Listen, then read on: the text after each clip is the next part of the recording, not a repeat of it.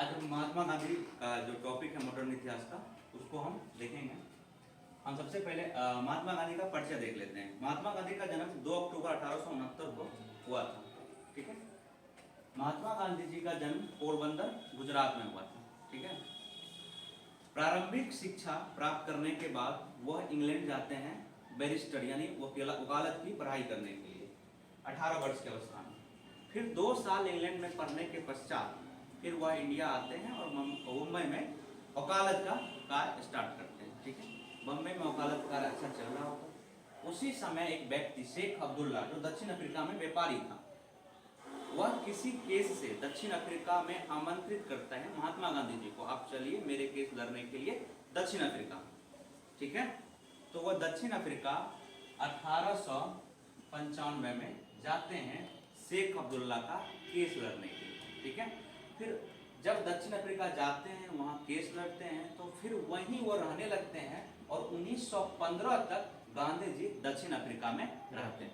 ठीक है, यानी 22 साल वो दक्षिण अफ्रीका में रहते हैं। बीच बीच में भारत भी आते हैं लेकिन वो कंटिन्यू वहीं रहते हैं, आके फिर चले जाते हैं। तो वो भारत के लिए हो जाते हैं प्रवासी। ठीक है, तो उनका आगमन कब होता है? 9 जनवरी 1915 को। इसीलिए 9 जनवरी को हम हर एक साल प्रवासी दिवस मनाते हैं। ठीक है, 9 जनवरी को हर एक साल कौन सा दिवस मनाते हैं? प्रवासी दिवस। और 9 जनवरी 1915 को महात्मा गांधी जी का एंट्री होता है, यानी आधुनिक जो भारत है, भारतीय स्वतंत्रता संग्राम है, ठीक है, उनके अभिनेता को, यानी कि ये हीरो थे आजादी के, ठीक है, उनका एंट्री होता है 9 जनवरी 1915 को। जैसा कि इनके गुरु का नाम था गोपाल कृष्ण गोखले। इनको सलाह दिए थे कि जब आप भारत आइएगा तो भारत को जानने के लिए भारत में पूरा भ्रमण कीजिएगा, 1 साल पूरा भारत भ्रमण कीजिएगा। तो 1916 में ये पूरा भारत का भ्रमण करते हैं। 1916 में पूरा भारत का भ्रमण करते हैं। 1916 में ही एक संस्था है BHU, बनारस हिंदू विश्वविद्यालय। BHU बनारस हिंदू विश्वविद्यालय की स्थापना होती है। किसके द्वारा स्थापना होती है? MM मदन मोहन मालवीय। मदन मोहन मालवीय के द्वारा BHU की स्थापना होती है और यह स्थापना के समय महात्मा गांधी जी को बुलाया जाता है। महात्मा गांधी जी को बुलाया जाता है। महात्मा गांधी जी आते हैं और यहाँ पहली बार जन भाषण देते हैं, जनता को संबोधित करते हैं। BHU कहाँ है? बनारस में। बनारस में पहली बार जनता के साथ संबोधन करते हैं। ये प्रश्न 66 BPSC में पूछा है, जो पहली बार महात्मा गांधी जी ने कहाँ जन संबोधन किया? तो बनारस में किया था। ठीक है, फिर आता है 1917। ठीक है, 1917 में एक आंदोलन होता है, चंपारण आंदोलन। ठीक है, चंपारण कहाँ है? बिहार में। दक्षिण अफ्रीका में नहीं, बिहार में है। ठीक है, चंपारण कहाँ है?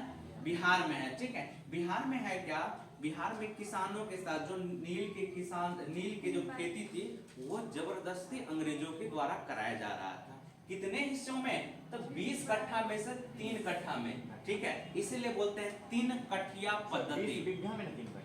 20 कट्ठा में 3 कट्ठा। 20 कट्ठा मतलब 1 बीघा।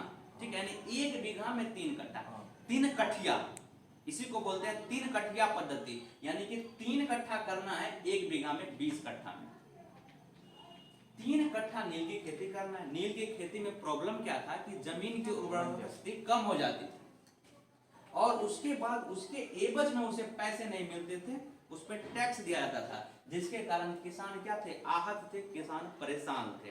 वहीं के एक लोकल किसान थे जिनका नाम था राजकुमार शुक्ल। ठीक है, राजकुमार शुक्ल। इनका जो संबंधित गांव था ना वो भितहरवा था, भितहरवा गांव से संबंधित थे। ठीक है, तो राजकुमार शुक्ल वहां के लोकल नेता थे। इन्होंने बहुत प्रयास किया अंग्रेजों को रोकने का कि नील की खेती नहीं कराइए, किसान बहुत परेशान होते हैं, लेकिन वहां के जो लोकल अंग्रेज थे, ठीक, लोकल अंग्रेज अधिकारी, वो इस बात को नहीं मान रहे थे। तो क्या किए? सोचे कि अगर इस मामला को जब तक राष्ट्रीय स्तर पर नहीं पहुंचाएंगे तब तक ये मामला हाईलाइट नहीं होगा और इसका निदान नहीं होगा। तो इन्होंने सोचा कि कोई ना कोई राष्ट्रीय नेता को बुलाना पड़ेगा। एक राष्ट्रीय नेता जब तक नहीं आएंगे तब तक ये मामला हाईलाइट नहीं होगा, नहीं हाईलाइट होगा तो निदान नहीं होगा। तो इन्होंने क्या किया? 1916 में कांग्रेस का अधिवेशन होता है लखनऊ में। ठीक है, भारतीय राष्ट्रीय कांग्रेस की स्थापना कब हुई थी? 1885 में।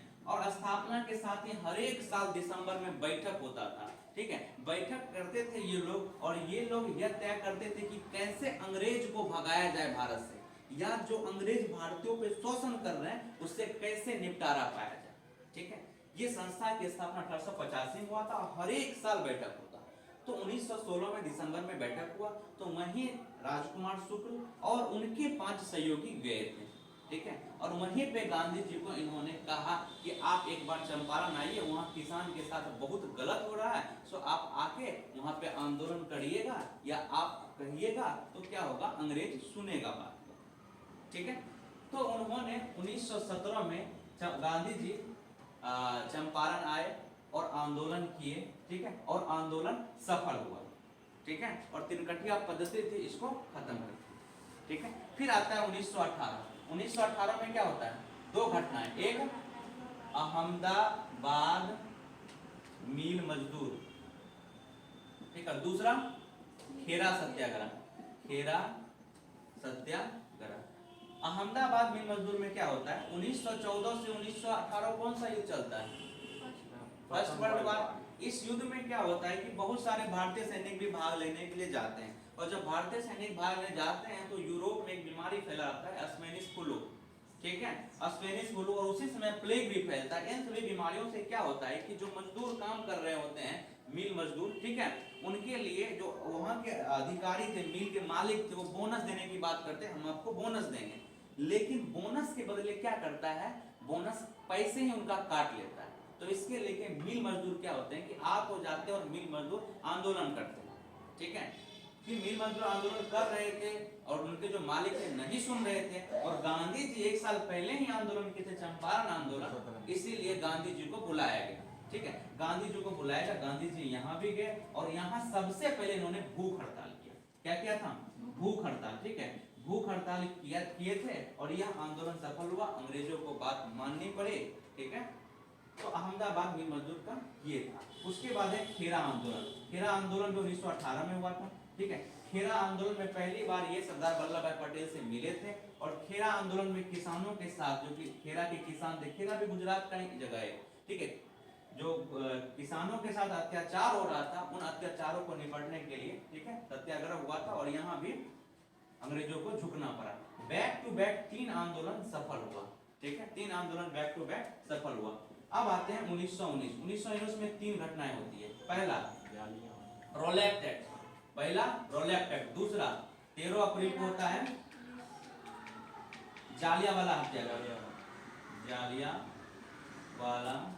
हत्याकांड, और तीसरा खिलाफत आंदोलन। अच्छा, रोलैक्ट एक्ट क्या था? रोलैक्ट एक्ट था बिना अपील, बिना दलील, बिना वकील किसी को गिरफ्तारी कर लिया गया। ये आखिर जरूरी क्यों पड़ा अंग्रेज को? जरूरी इसलिए पड़ा कि 1919 आते आते क्रांतिकारी गतिविधियां बहुत ज्यादा स्टार्ट हो गई। क्रांतिकारी गतिविधियां मतलब क्या? अंग्रेज अगर मार रहा है तो भारतीय लोग भी मार रहे हैं। तब ना 1912 में लॉर्ड हार्डिंग, 1912 में क्या हुआ? राजधानी परिवर्तन, कोलकाता से राजधानी नई दिल्ली लाई गई थी, ठीक है। राजधानी परिवर्तन हुआ। जब हार्डिंग दिल्ली गए तो रास बिहारी बोस ने उनको बम से स्वागत किया, ठीक है। तो बम से स्वागत किया, क्रांतिकारी गतिविधियां बढ़ रही थी। अब महात्मा गांधी जी 3 आंदोलन एकदम करवा चुके थे, अंग्रेज को झुका चुके थे।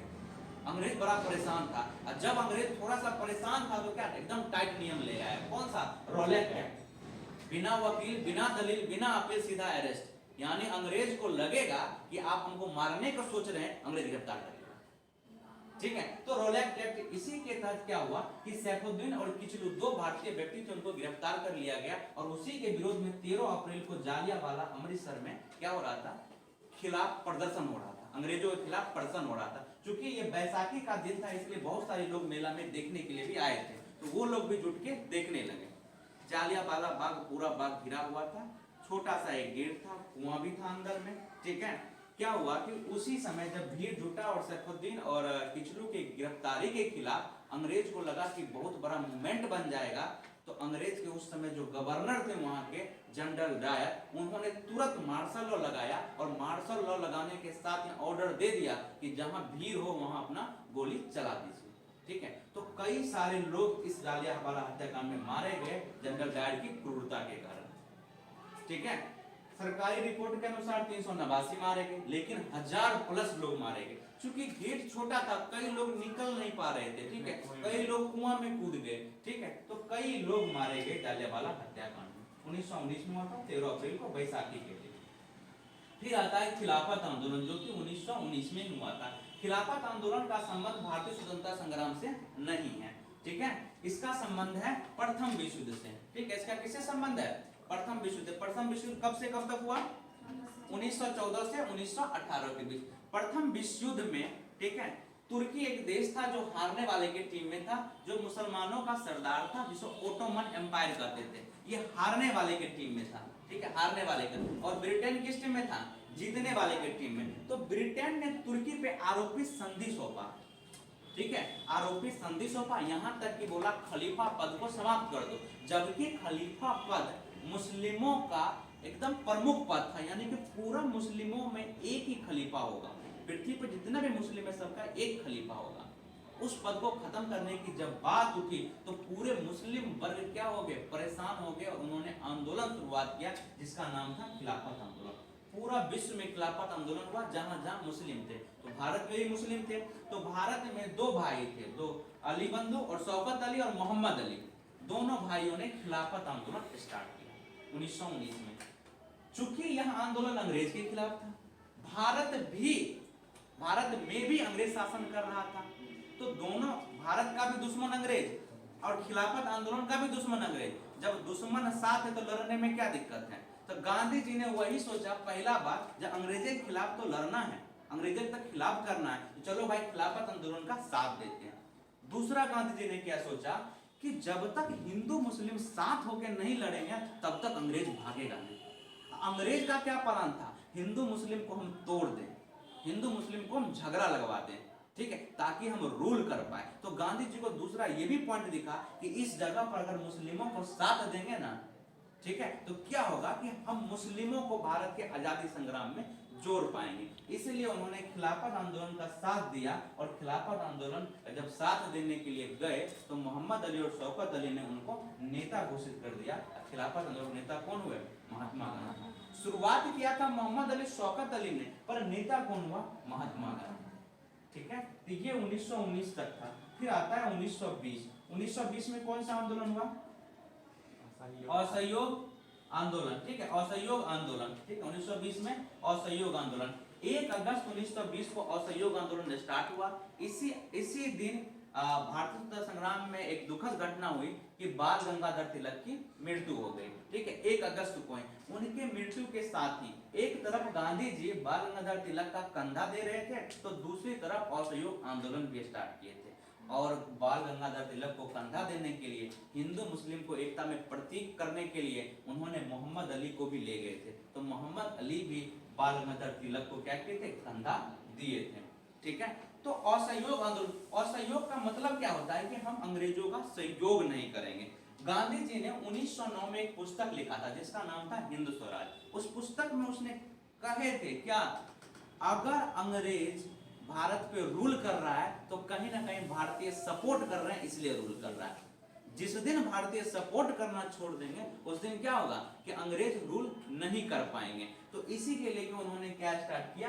असहयोग आंदोलन। जब असहयोग आंदोलन स्टार्ट किए तो कई ऐसे लोग थे जो उनका विरोध किए। उनमें एनी बेसेंट भी थी, उनमें सीआर दास भी थे, जो तभी नहीं माने थे। वो कहते थे असहयोग करने से क्या होगा, अगर सहयोग नहीं करेंगे तो थोड़े भाग जाएगा अंग्रेज। लेकिन गांधी जी इस बात पे अड़े थे कि नहीं, असहयोग आंदोलन को सफल करके रहेंगे, ये सफल होगा और ये जनता के बीच जाएगा। बाद में हुआ वही भी, ठीक है। असहयोग का मतलब था हम सहयोग नहीं करें अंग्रेज को। इसका मतलब जो बच्चे सरकारी स्कूल में, उस समय के सरकारी स्कूल में, जैसे अंग्रेजों के स्कूल में पढ़ रहे थे, उनको छोड़ना था।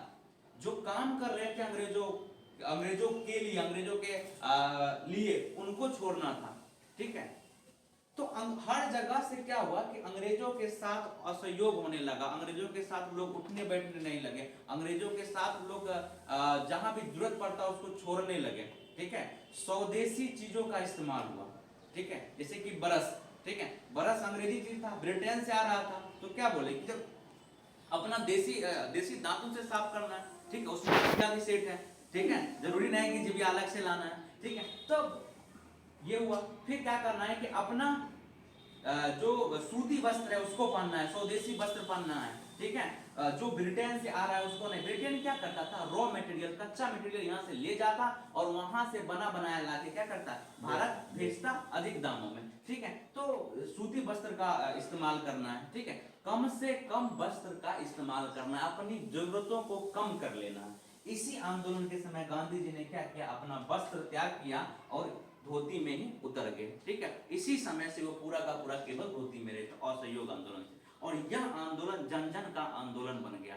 लोगों को भी मजा आने लगा कि ब्रिटिश चीजों को बहिष्कार करने में, ठीक है। जैसे अभी ने चाइना का चीजों कैसे लोग बहिष्कार किए, एकदम युवा सब तो और क्या बहिष्कार किए, जहां चाइनीज सामान उमाने ले। इसी प्रकार से यही था, इसको स्वदेशी आंदोलन की तरह भी ट्रीट किया गया। भारत में वैसे स्वदेशी आंदोलन स्टार्ट हुआ था 1906 में। बंगाल विभाजन के साथ ही भारत में स्वदेशी आंदोलन स्टार्ट हो गया था, ठीक है। लेकिन यहाँ भी स्वदेशी आंदोलन का प्रभाव देखने मिला, जो भी स्वदेशी था उसका। तो 1920 से लेके 2 साल तक, यानी कि 1922 तक असहयोग आंदोलन बहुत अच्छा चला, ठीक है। कब तक, 1922 तक असहयोग आंदोलन बहुत अच्छा चला। लेकिन 5 फरवरी 1922 को एक घटना होती है, इसका नाम है चौरी चौरा कांड, ठीक है। चौरी चौरा गोरखपुर के पास एक स्टेशन है, वहां असहयोग आंदोलन कर रहे लोगों पर पुलिस क्या करता है, लाठीचार्ज करता है। जब पुलिस लोगों पर लाठीचार्ज करता है तो लोग भी क्या करते हैं, इसके खिलाफ उसे पीटने लगते हैं। और पीटते पीटते पुलिस लोग क्या, कहां, चौकी पे चले जाते हैं, अपने पुलिस स्टेशन पे, और जाके गेट लगा लेते हैं अंदर में। तो लोग सब इतना गुस्सा में थे कि पेट्रोल छिड़क के, डीजल छिड़क के क्या किए, पूरा चौकी में आग लगा दिए, पुलिस चौकी में। और यहाँ पे 1922 में 22 पुलिसकर्मी मारा गया। और जब 22 पुलिसकर्मी मारा गया तो गांधी जी ने असहयोग आंदोलन वापस लिया। 7 दिन बाद 12 फरवरी को गांधी जी ने वापस लिया। गांधी जी का तर्क था, हमने 22 अंग्रेजों को मार के गलती किया, हमको हिंसा बर्दाश्त नहीं है। ये बोले हम 22 अंग्रेजों को नहीं मारे हैं, हम 100 भारतीय लोगों को मारने का प्लान बना लिए। अब अंग्रेज हमारे 100 लोगों को मार सकता है, ठीक है। इसीलिए इनको हिंसा कभी भी बर्दाश्त नहीं था, ठीक है। हर हमेशा ये सत्य और अहिंसा से ही देश को, अंग्रेजों को भगाना चाह रहे थे, ठीक है। इसके बाद इस समय चित्तरंजन दास जेल में थे। चित्तरंजन दास कहाँ थे, जेल में। तो उन्होंने बड़ा विरोध किया कि जो क्यों, मतलब असहयोग आंदोलन को वापस लिए, इतना अच्छा असहयोग आंदोलन चल रहा था। सोचो चित्तरंजन दास जो असहयोग आंदोलन में साथ नहीं थे शुरू में, बाद में साथ आ गए थे जब असहयोग सफलता को देखे। लेकिन 1922 में जब ये जेल में थे तो बोले कि नहीं, आपको ये चीजें नहीं करनी थी, छोटी मोटी घटना तो होती रहती है बड़ा आंदोलन में, ये चीजें वापस लेना आपका ये गलत निर्णय था, ठीक है। इससे अंग्रेज को फर्क पड़ रहा था, अंग्रेज सोच रहा था कि भारत को आजाद कर दें, ठीक है। तो इसके बाद ये जब जेल से निकले 1927 में, तो ये अपना एक अलग पार्टी बनाए जिसका नाम था स्वराज पार्टी। और मोतीलाल नेहरू, चित्तरंजन दास ने स्वराज पार्टी का गठन किया था, ठीक है। तो ये चीजें यहाँ तक। कितना देर का हुआ?